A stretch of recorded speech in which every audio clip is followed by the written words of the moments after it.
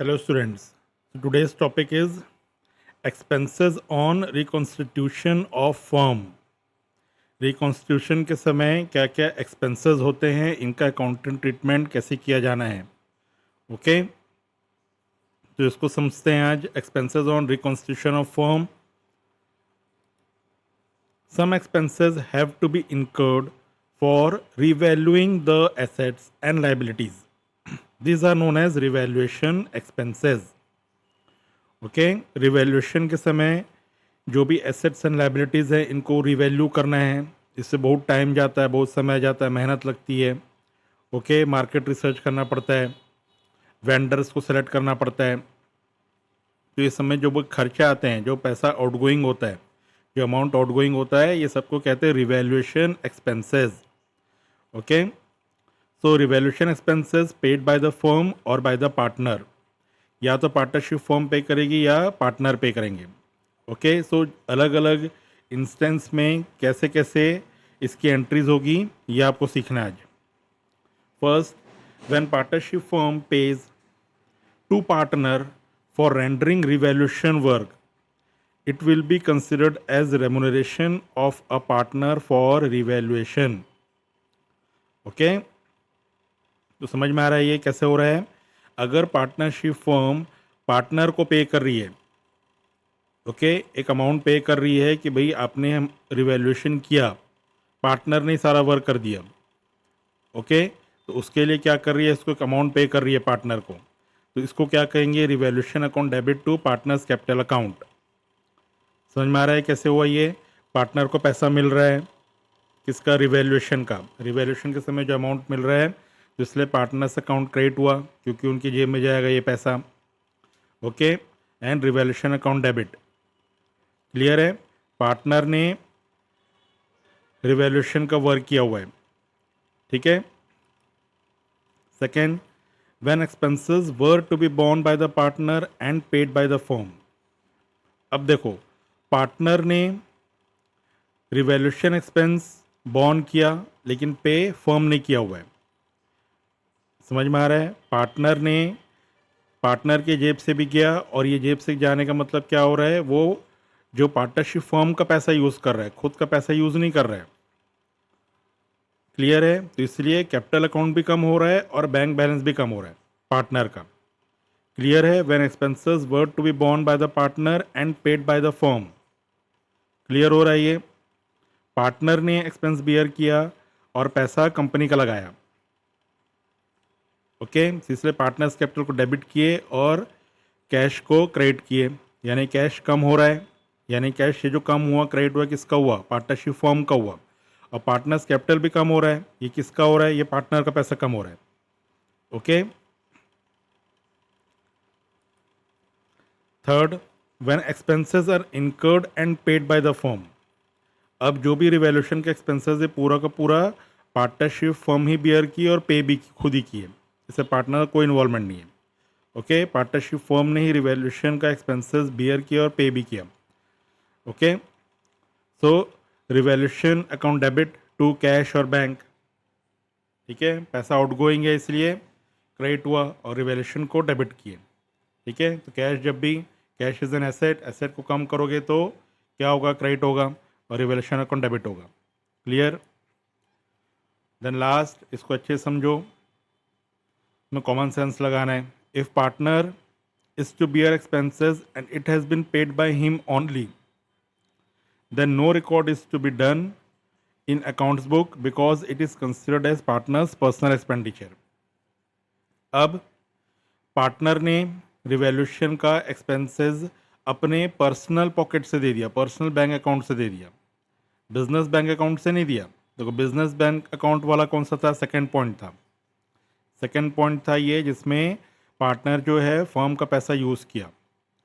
Okay लेकिन यहाँ पे क्या हो रहा है, पार्टनर ने जो एक्सपेंसेस हैं वो अपने पर्सनल बैंक बैलेंस से पे किया, पर्सनल अकाउंट से किया.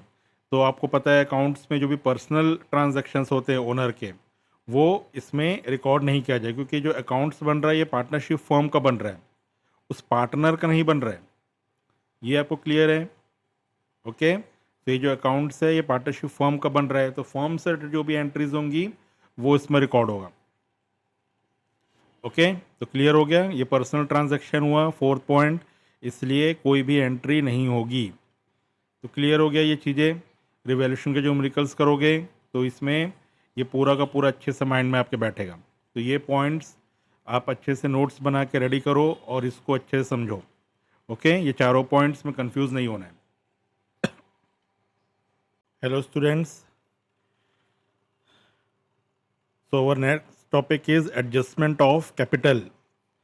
So here capital accounts are adjusted as per their new profit sharing ratio after reconstitution of firm. Firm के रिकॉन्स्टिट्यूट करते हैं कैपिटल न्यू हिसाब से। Okay, so after reconstitution of firm, partners may decide to change their capital as per their new profit sharing ratio. Okay, definitely जब old profit sharing ratio से new share आएंगे तो क्या होगा, पार्टनर्स के जो रेशियोज दिख रहे हैं कैपिटल के वो कम ज़्यादा हो जाएगा। ओके, सो इसको एडजस्ट करेंगे। So adjustment entries need to be pass to adjust their capital balances. So adjustment entries pass करने पड़ेंगे कैपिटल अकाउंट को बैलेंस करने के लिए। Partners have to bring more capital whose capitals are deficient. अब जब ये कैलकुलेशन किया गया और कैलकुलेशन करने से किसी पार्टनर्स का कैपिटल शॉर्ट शो हो रहा है तो उसको क्या करना पड़ेगा, और पैसे लेके आने पड़ेंगे। कहाँ, पार्टनरशिप फर्म में। ठीक है, जैसे कि जब न्यू प्रॉफिट शेयरिंग रेशियो के हिसाब से कैपिटल डिस्ट्रीब्यूट हुआ तो पार्टनर का कैपिटल, पार्टनर ए का कैपिटल 50,000 होना था, बट वो कितना है पहले से 40,000, तो उसको 10,000 और लेके आना पड़ेगा। ओके, और इसका उल्टा किसी पार्टनर्स का एक्सेस शो हो रहा है अगर, तो वो पैसा विड्रॉ कर सकता है, तो वो पार्टनर क्या करेगा, वो अमाउंट विड्रॉ कर लेगा। तो क्लियर है, डेफिशिएंट है, शॉर्ट है तो और पैसा लेके आना है पार्टनरशिप फॉर्म में, एक्सेस है तो सिंपल है वो पैसा विड्रॉ कर लेगा। तो इस तरीके से ये बैलेंस हो जाएगा, एडजस्ट हो जाएगा, इसी को कह रहे हैं adjustment. Correct. Now partners capital are adjusted through bank account, अगर फ्लक्चुएटिंग मेथड है तो। ओके, और partners current account if it is fixed method. वैसे आपको पूरे बुक में भी फ्लक्चुएटिंग मेथड ही रहेगा। Okay, but for your knowledge ये आपको पता रहना चाहिए। So partners capital are adjusted through bank account और पार्टनर्स करंट अकाउंट। क्लियर। अब कैसे होगी एडजस्टमेंट एंट्री, आपको सिंपल लॉजिक लगाओ। जब भी पार्टनर्स कैपिटल में कैश लेके आते हैं, कैश एज ए कैपिटल लेके आते हैं, तो क्या एंट्री पास करते थे आप, कैश अकाउंट और बैंक अकाउंट दोनों में से कोई एक account debited to capital account, ये होता था एंट्री। बस वही करना है, अगर शॉर्ट है तो विड्रॉ करना है तो उसको उल्टा कर दो। Okay, so adjusted journal entries, सबसे फर्स्ट देखो, for shortage that means bring more amount as capital. So यही बैंक अकाउंट डेबिटेड अगर फ्लक्चुएटिंग मेथड है तो, या फिर partners current account debit to partners capital account. Okay, तो इसके ये क्या है, अमाउंट एक्सेस और अमाउंट लेके आने की एंट्री है।